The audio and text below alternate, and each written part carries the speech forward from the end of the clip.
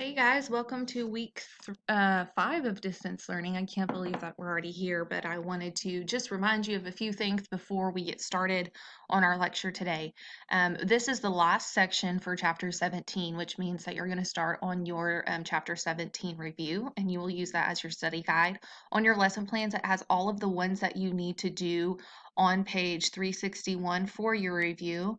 And this week, the things that you need to turn in is chapter 17.3 section review.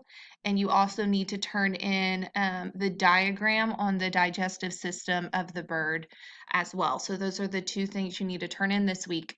A few reminders, guys, whenever you do vocabulary, you need to keep it at home with you until we have a quiz. Then you may turn it in, or you can keep it at home with you until we have a test. You do not need to turn it in until after we're done with that chapter, and then I can grade it. Some of you are turning that in early, and you don't have that to use as a study tool, so keep it at home. Your notes as well, the notes that you take off of these lectures, you need to make sure that you are keeping those at home. I do not want them returned. I want you to have them so you have all of your study materials for your test. You still need to complete them. You still need to fill them in. So I just wanted to remind you of those things. Also, friendly reminder, please put your name on every single worksheet that you turn in. Everything needs a heading, which means that is your name, my name, biology, and the date. You need to do that for every single class, guys. We are having trouble figuring out whose is whose when you're turning your work in on Friday. So please make sure that you're doing that. Let's go ahead and get started on the life or family life of birds today. Maybe. There we go. All right, so migrating. We have talked about migration since we were in second grade. So basically, what does migration mean? It means that birds are moving from one place to another, usually for warmer climate. And annual moving to a different region is called migration. Birds commonly migrate in flocks and may move a short distance or up to 11,000 miles away.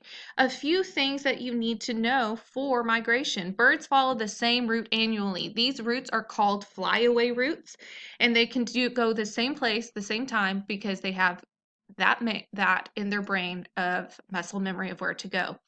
Position of the stars and sun guides some birds. Um, they usually migrate in the spring and in the fall, and they migrate north to south. The timing of migration is influenced by the bird's internal clock. So the birds will start noticing the length of daylight, and they may need to think to themselves, our days are getting shorter. It's time for me to move. So those are some of the things that prompt them to migrate. A few birds that do migrate is the ruby-throated hummingbird. It goes from the Gulf of Mexico to South America.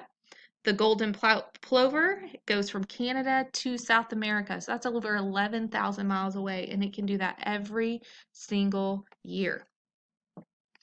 So how do birds find a mate? The interesting thing about some birds is that they mate for life. They find their mate, they court them, and they mate for life. So finding a mate is usually associated with territoriality and recognition of the proper species. Males may use their unique characteristics such as color, plumage, which is their chest feathers, and a song to attract their mates. They are also mostly dominant in courtship. So if you think about it, males are pursuing a female bird. And you see that in the way they ruffle their feathers, in the way that they're singing in the mornings. If you hear those birds in the morning, sometimes they are actually courting or communicating with their mate. Some birds will mate only for a season, while others will mate for life. Mate selection is the primary and most important product of courtship, but not the only one. The activities of the male stimulate the release of hormones, which helps with egg production. So when they get around each other, they know that it's time to make eggs. After the birds mate, the egg cells released by the ovary are collected by the oviduct. At the proper time, fertilization occurs and the egg begins to descend. The egg expands as albumin and is laid, and the avian egg has an egg cell that has a yolk at the center.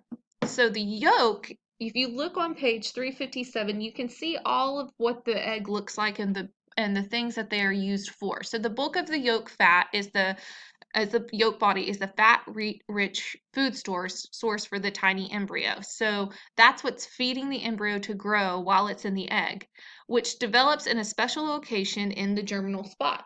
So you can see that it's the yellow part on page 357 of your book. This shell is also made of calcium carbonate, which is reabsorbed into the chick's bones as it grows. So the hard shell, the things that's coming in, is actually calcifying and morphing so it makes those hollow bones of the bird, which is just amazing. Running through the albumin layers is a very dense, twisted cord called the chalaza. It is attached to the yolk and it acts as a support for the yolk. So they have a chalaza. We have What do we have that connects us to moms during pregnancy? We have the umbilical cord. Nesting. Most birds build nests for every new brood they meet, meaning every time they lay eggs, they're going to build a new nest. Depending on the species, birds use different methods for building the nest. Nest building is an instinct that birds have and known since birth. All the activity for building a nest is to protect the eggs. Some use sides of buildings or roofs to plant their nest, while other birds build nest in the tree branches. Right now is a really good time for you to go out and just do some observing into your trees, and you should be able to see a lot of a few nests that are being built. And I want you to observe what they're being built at, where they're being built at. That is going to be specifically made from specific birds. Swallows build their nest on the sides of buildings. Bank swallows will do it in a riverbank. So depending on the bird, they're going to tailor their nesting complete to what fits them and how they're made. We talked about how their beaks are used just for feeding, but their beaks are also used for nest building as well. So wherever they're building their nest, they have to have all the equipment and proper things to build their nest for their brood.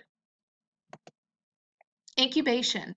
The process of keeping the eggs warm is vital for the development of the eggs. Several changes occur in the adult bird before it can incubate.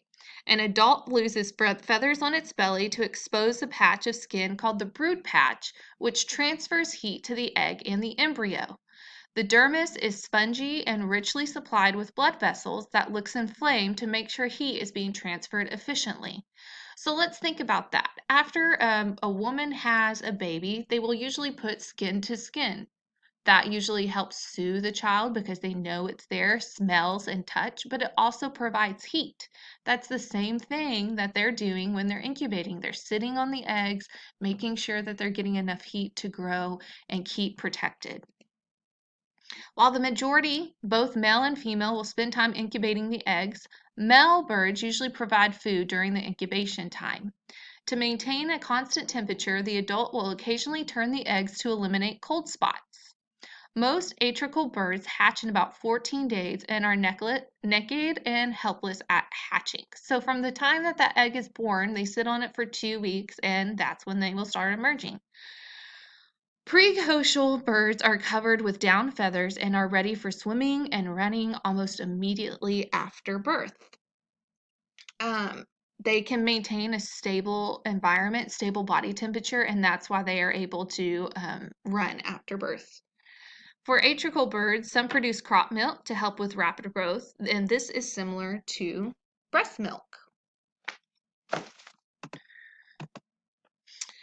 So, what I want you guys to make sure that you are looking through is that you are reading through, because there's terms like crop milk and the way that mating is done for different birds. Please make sure you're taking appropriate details on that. You need to make sure that you are doing section review 17.3, and you need to do questions numbers 1 through 4. Just a reminder, you will have a test next week, and all of your review questions and everything you need to use to review on your review is on your lesson plans. Please let me know if you have any questions.